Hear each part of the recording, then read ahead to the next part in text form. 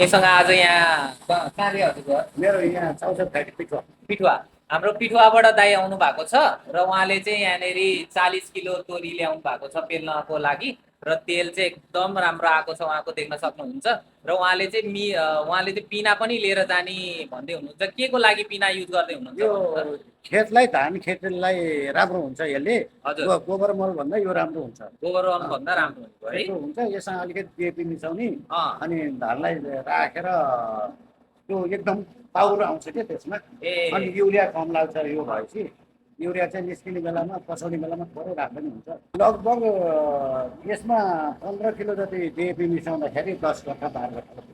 अहिले एकदम माटोको उर्वरता शक्ति कम हुँदै गएको हो होइन। त्यसले गर्दाखेरि पिना हाल्यो भने एकदम राम्रो हुन्छ। पिना नहाल्दाखेरि गोबर मल पनि कम छ।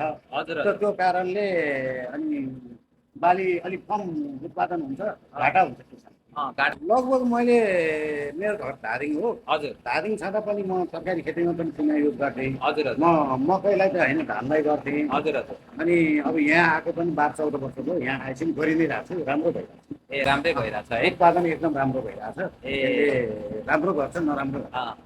यहाँ सुरु गरे त मैले भइसक्यो 6-7 वर्षै भइसक्यो यहाँ आउँदा। ए 6-7 वर्षै भइसक्यो है। अन्त गएको छैन यहाँ। यहाँ त यति राम्रो छ त्यो उत्पादन। यहाँ तेल सफा आउँछ, राम्रो हुन्छ हो भन्ने बित्तिकै गरिदिन्छ नि। छिटो टाढाको मान्छे भनेर गरिदिन्छ हो नि। त्यसै कारणले यहीँ आएको छु।